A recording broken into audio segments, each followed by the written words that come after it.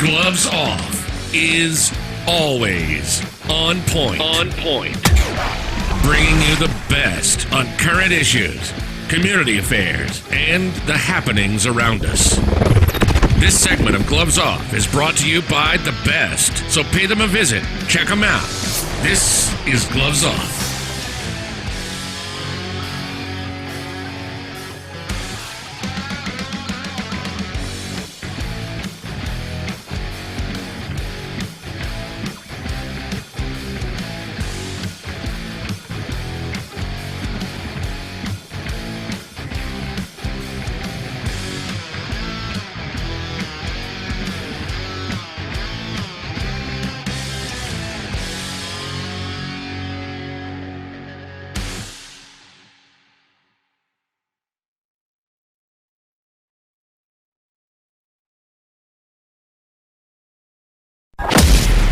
If you've ever wondered, if you ever had a clue what would happen if Batman, the Avengers, the X-Men fought the 47 Ronin, you will have great hitting, power strikes, and speed. This event will be known as the North Texas Stick Fighting Championships. It's open to all martial artists. This is where legends are formed, where they're forged, where they are founded. Sign up now. Call the number 956-401-4868 and look up the website at www.savate.biz. So remember, this is for serious martial artists. If you're not serious, sit back and whisper about the event.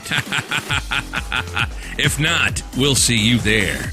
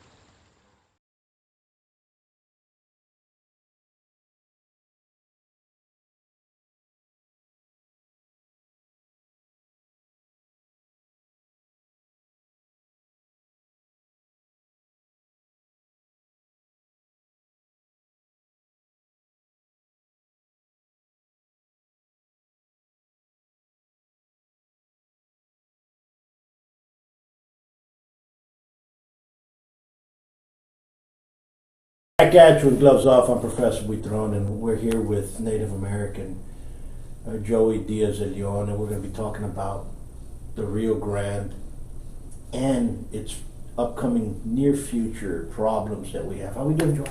Doing great, Paul. How about yourself? Good, good. It's good to see you again. Yes, same here, boy. It's been a while. It's always good. We touched base a while back on some concerns that you had on the river. Explain to me what are the main ones, because people do not know that a river is actually drying up. What's going on? Yeah, one of our main issues here is the water as a resource for us here in Laredo, and the need to be watching that our river's drying up, right? And one of the things that has affected us, not here locally, but up further, past El Paso, in New Mexico, Arizona, wherever the river initiates, has gone through a lot of drought, snow drought as well as rain drought. And so over the past couple of years, there have been where the river dries up completely coming into El Paso. So El Paso doesn't get any water. And when it does get water, the water coming out of El Paso is a little trickle, a little arroyito, it's very, very limited. And it still has to provide water further down the river. The other big concern is a river on the Mexico side, right, which is called the Concho, El Rio Concho. And the Rio Concho, when the Rio Grande hits Big Bend around that area, it would add a lot more water to the Rio Grande as it enters into Amistad Lake, Lake Amistad. But the problem on the Mexico side has been the utilization of the water for irrigation. And so the Conchos now has 7 dams that hold up the water that would normally flow down into the Rio Grande. And the farmers there, of course, are growing their crops. They're utilizing it for their purposes on the Mexico side. And as this continues to grow, the agricultural side of the Conchos continues to grow, it will give us less and less water, right, to the Rio Grande. So the water coming out of Amistad will be much less. And more so if we end up in a drought situation, My parents years ago talked about the Rio Grande drying up right here, Laredo, right? Of course, we didn't have Lake Amistad further north. But even with the Lake Amistad, the lakes have been gradually drying up, to the point where they're going to be so low that they cannot provide water further down to us. So. The Rio Grande, or Rio Grande, or Rio Bravo is. Yeah, Rio Bravo on the Mexico side. Folks do not understand that how many dams do they have? We have Amistad, we have Falcon. What else do we have on the Rio Grande, as far as I know, there isn't any other than maybe near El Paso, where they have some low water crossing dams, I think. At least some of the ones that I have observed, But there's other rivers that funnel into that come into the Rio Grande. Yes. There's Colorado, I believe. There's a Colorado River that's up in New Mexico, but it's not the Colorado River that runs through Austin and that area. There's also the Devil's River that comes into Amistad from the Texas side. Sure. The Pecos, I believe, also. Yes, around the Pecos area, and the problem there is the drought, of course, where the state of Texas is traditionally known to be a dry, very dry, and go through droughts. And we just 2 weeks ago, well, less than 2 weeks ago, our governor signed a bill that we are in a drought. We are in an emergency. Yes. Which is Webb County, Zapata, some of the Hogg, some of the counties. Right. I didn't even think that even Zavala and Dimmitt and all those were also. They're in serious drought right now. We're in a serious drought. We're in a drought problem. So this is going to affect us in the future, basically, because if we go like that, there's going to be there's already dead livestock, and somebody was associating, I read an article that in Uvalde, anthrax thrives on drought. Okay? And right now there's a lot of deaths of anthrax with livestock in Uvalde area. So on the other side of the Nueces, north of the Nueces. Okay. So it hasn't hit Nueces below. But, some of what we're talking about is that we're in a severe state right now. Yes. And how long would you predict that we will go dry? Yeah. I recall back, some years back, we went through an 8-year drought, right? Where the rainfall was so limited. Ranchers were selling their cattle left and right, dwindled down to like just a few numbers of cattle. And that drought lasted about 8 years. It also affected, that I know of, some pecan farmers in Carrizo Springs, where all their trees dried up.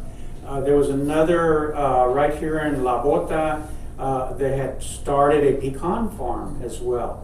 But because the drought was so severe, they were not letting them irrigate their trees, and they lost thousands of trees, because of that drought. Sure. We're, I think, in that cycle right now. We're entering that cycle right now, where the drought is going to extend over several years.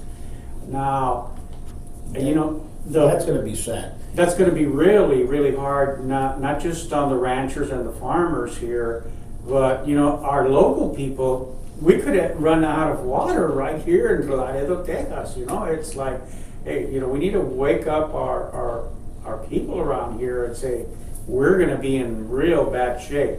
Because if we don't have water, Laredo's going to become a ghost town, you know? That's what's going to happen. You know? Eventually.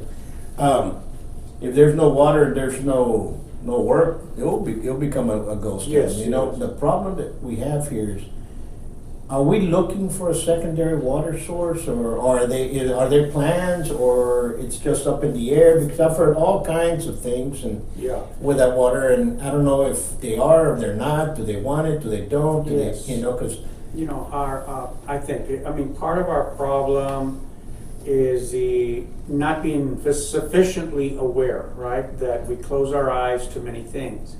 And the secondary source of water has to come from somewhere. You know, I know the Laredo has gone through several mayors in trying to get a secondary water source, and we still don't have it. You know, we still don't have it. Now that, in effect, would partially solve our problem, right? Because in a very, very serious drought, a secondary water source could bring water to the community, right?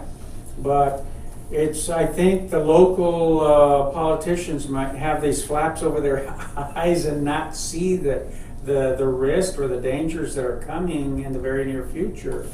And I think there needs to be an awakening, you know, Sure. an awakening of our situation locally. So, you know, Mother Earth is telling us, is giving us all the signs, you know, and we better wake up and do something quick. You know?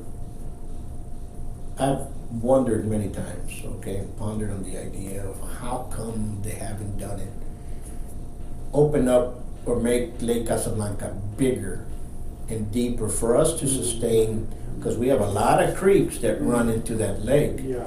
That can sustain, and apparently that lake has an underwater arm of, or that from the river that comes underneath. So I mean, that's what they say. Mm-hmm. So I do not know. I'm not an engineer for that for me to tell you. But if we make it bigger, we can sustain that. I don't know how come they've never thought. I don't think it would last. The water would last that long for us. It would provide us with a brief relief, right? Right now, the sediment in Lake Casablanca is very, very deep over the years that it has been there.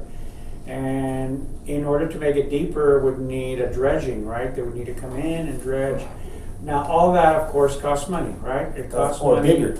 And for us to depend on Lake Casablanca would not be sufficient to provide water for the size of community that we have right now. So it would maybe provide us water for a few weeks, maybe a month, but it could not sustain a population the size of Laredo. So we need to have other water resources here, you know. You know, I think that we just need to be very, very vigilant and very, you know, open-minded about, okay, what is out there already, you know, that we could tap into. And I think that that's where our local government needs to kind of, hey, let's do something now, because we cannot wait. You know, if the drought were to hit tomorrow, right? Let's say it hit tomorrow and we ran out of water at the Rio Grande, you know, it would take years to bring a pipeline just to bring water here, right, from another source. So, you know, it's not something that we can afford to wait. We have to do it soon, right? Sooner than later, you know. And I think that the local government is the one that needs to be the big push for us and be the ones that take the initiative. But as long as they don't, and as long as they close their eyes to it, we're going to be in real risk here in Laredo. We're going to be at very high risk of losing our water. So. And this risk has come from your studies. Have you seen the conchos? Have you seen the effects that it's given? I've done a little bit of reading on it. You know, I want to bring a little more attention to the public here and show them. I'm in the process of developing a video, right, of the conchos itself and the dams that exist. You know, how they hold up the water from the Rio Grande.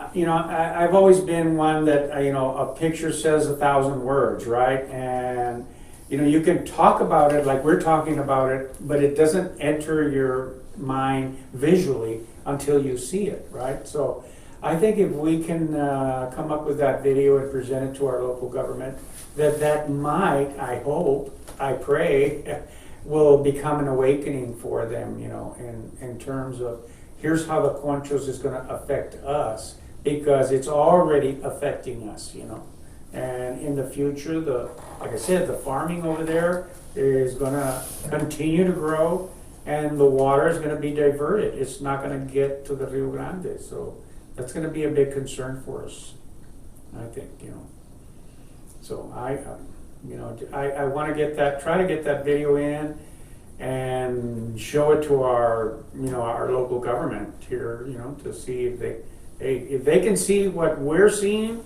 It might just be the ticket to open them up to decide, let's do something now, right? So I hope, I'm praying. That's been my goal. To try to get our local politicians to wake up. So. And how have they been? Have they been receptive about it, or are they just basically saying, yeah? They say yeah, and they look into it, but me, I'm a person of action, right? And I want to see action come out of this, and I don't want just the lip service. I want the actual action, And for me, that means, there were some committees set up to look into let's say the secondary water source. What happened with the information? Is the city still looking at it or not looking at it? Do we need to bring more attention to it? So that they can realize that we're going to be in a very, very tight situation without water. So, but I feel that the timing is right now. The timing is right. So.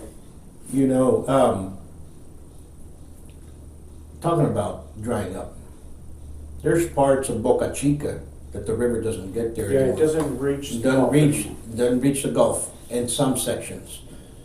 It's happened already. Mm-hmm. Okay, that it does not reach, our river does not reach the Gulf of Mexico anymore.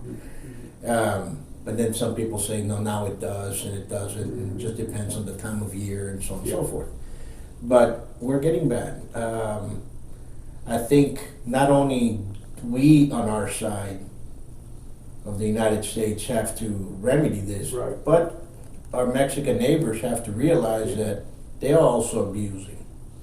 Because we can put all the plans to clean our water left and right, but if they do not do it, what good does it make? And that's, I think, it's a problem. Locally here, the environmental department in Tamaulipas, right, has won many awards on the Nuevo Laredo side. They have done some great events, picking up used tires, being more aware of the contamination of chemicals.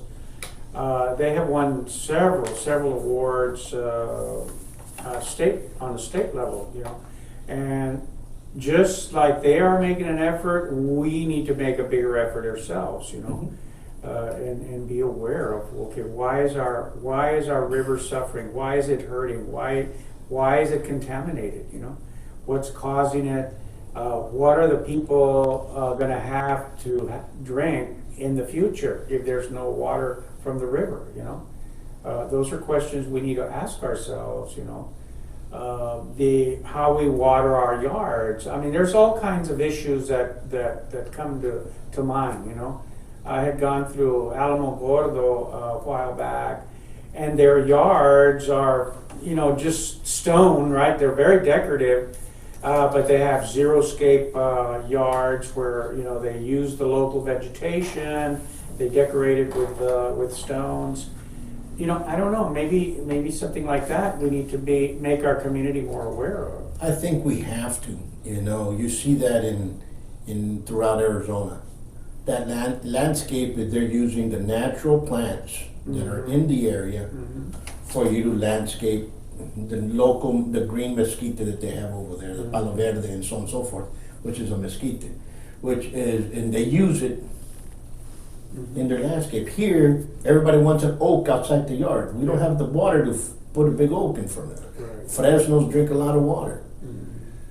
You know, and they'll put the tamas out. The tama's a water plant, you know, and they'll put willows out there, and you're like, wait a minute, it looks nice, but they consume water. Too much water. Everybody wants their green grass. You know, the grass, I think it's a San Agustin, I want to say San Agustin grass. You know, that if you don't water it, at least in the summer, 2 or 3 times a week, it's going to dry up, right? Sure. So what do people do? They water it, right? And then you have the other Sahara Bermuda grass that is very, very drought tolerant, right? It could look dry, it could look brown as if it were dead, but as soon as they get some rain, or you water it once a week or every 2 weeks, it turns green, right? So, you know, we need to be kind of re-educate our local public and say, you know, how are we using our water? How can we conserve the little bit of resource we have right now? And where can we get another resource to be able to sustain a community of this size? Absolutely, because if we make ordinances, okay, the new construction, guess what? You have to use local vegetation. And we make those restrictions for the new construction that's going up, I think we're in a step in the right direction. I think so. You can't do it for the old. But, you know, if they do need some kind of help and they want to go that route, please do so. You know, I think we're in a position to do that. If somebody says, you know what, I want to remove all my grass and I want to landscape it that way, there should be some type of initiative that the city can help out. Because a tax credit on, Correct. you know, on your taxes. If you go zero-scape on your landscape at your house, we're going to reduce it at least for that year. The amount of taxes that you're going to pay, right? Some kind of incentive to give the houses that are already established, that have their yards already set up, to give them an incentive to consider a zero-scape, you know? So that is you're absolutely correct, because you know we need to do that, but the city has to help us that way. Yes, yes. You know, the new construction. Wait a minute, you have to go with natural landscape. Okay, or not natural if you don't want to use that, but vegetation that's going to be towards minimal water use it's called consumption. drought tolerant plants, grasses. Correct. So there can be a list of these are the plants that you can use and so on and so forth. But apart from that, you know, we need to understand that we need to move as a community in that direction. Yes, yes. That's a lot more beneficial than dissecting all our roads and putting bike lanes.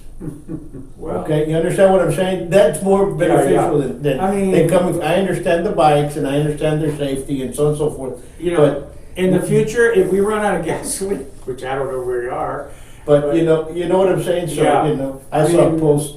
You go to other communities, you go to Europe. I mean, people use their bicycles, right? We're not used to it, Laredo, but If it doesn't permit it, and we're going in a drought, we have a lot of people going into heat stroke. We have a lot of people going into the heat here is tremendous.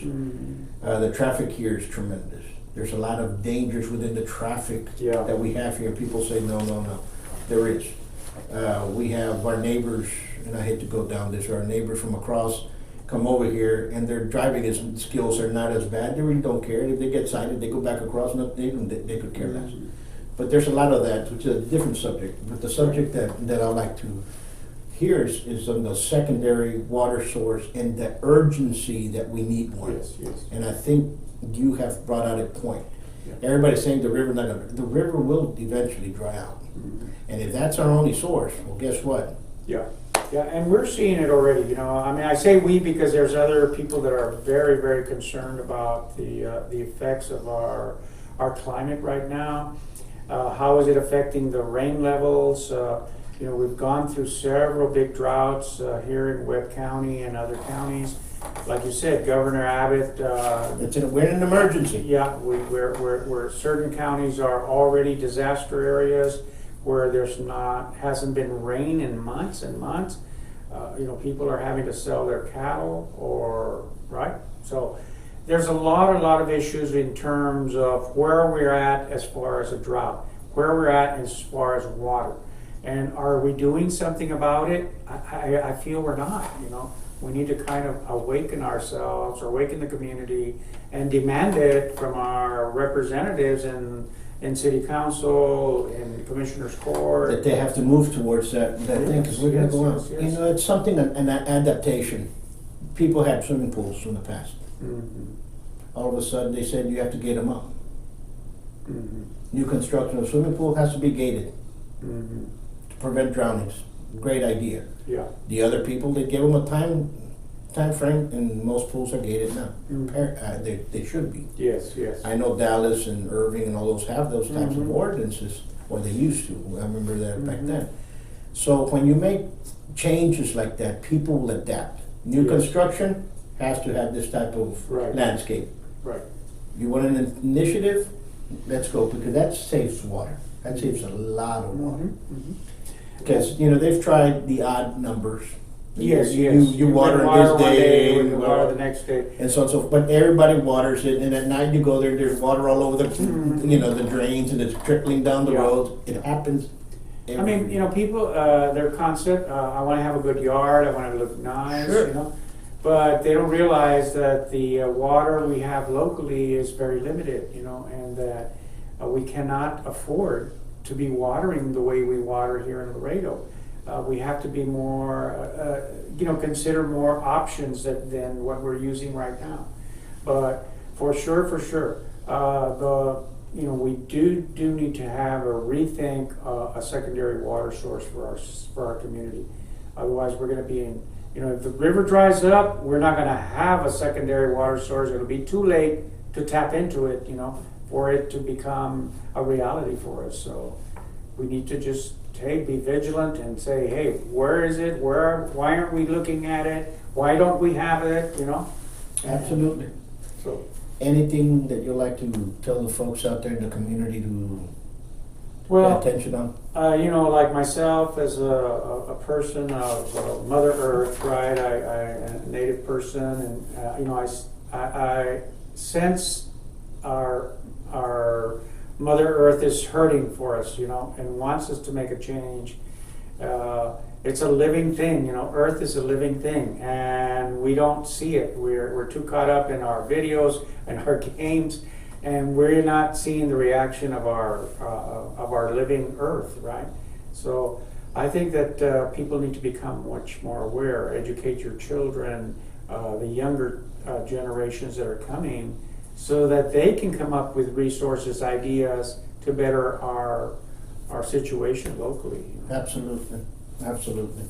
I want to thank you for coming out. And folks out there, pay attention, because this is something where we're in. Once more, thank you. Paul, thank you for inviting me. Thank you. If you come anything else with video on the conchas and more documentation, come out here, because I would like to present it. Yeah, I that for sure. I would. I'm working on that. I already have a commitment from the guy that's going to do the videoing, and Absolutely. we just need to, you know, get a few permissions to go out to Chihuahua. I think it's in the state of Chihuahua. The main part of the concho runs through, and just make sure we're legal doing it, and that, you know, we're not going to run into some problems down the road, but. For sure, it's a project that we're gonna work on, so. Absolutely. Folks, school's back. Let's respect the stop signs and the buses when they're stopped picking up our kids. I've seen way too many cars go around the stop sign when he has the red lights on and the stop sign is open. Be careful. Yes. Okay? Until next time, peace. Thank you, Paul. Thank you. For 30 years, Buitron Academy has produced great fighters, peace officers, firemen, and many great citizens of Laredo. We teach various martial arts, savate,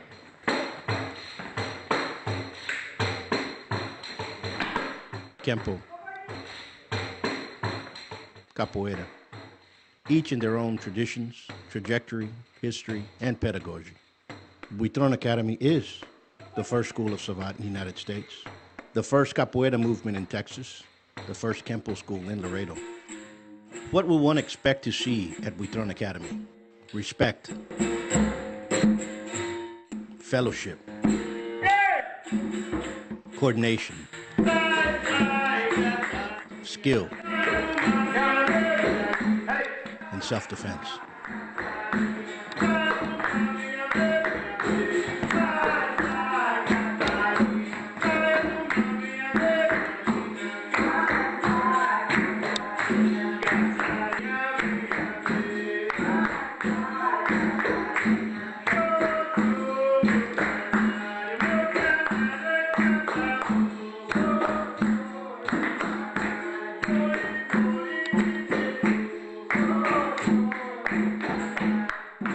Buitron Academy is located at 220 West Hillside Road.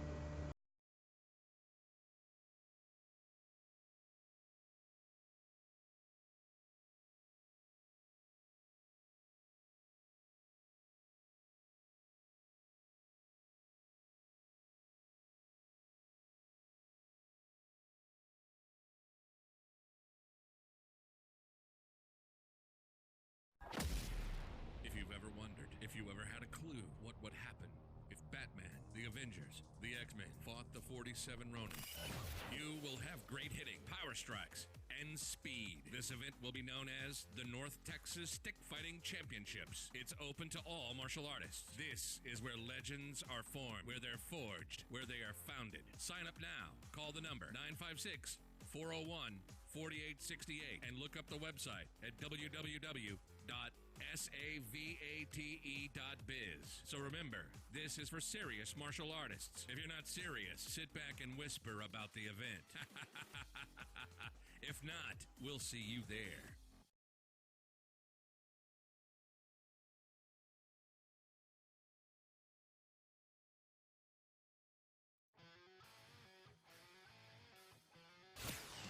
Gloves Off is always on point. On point.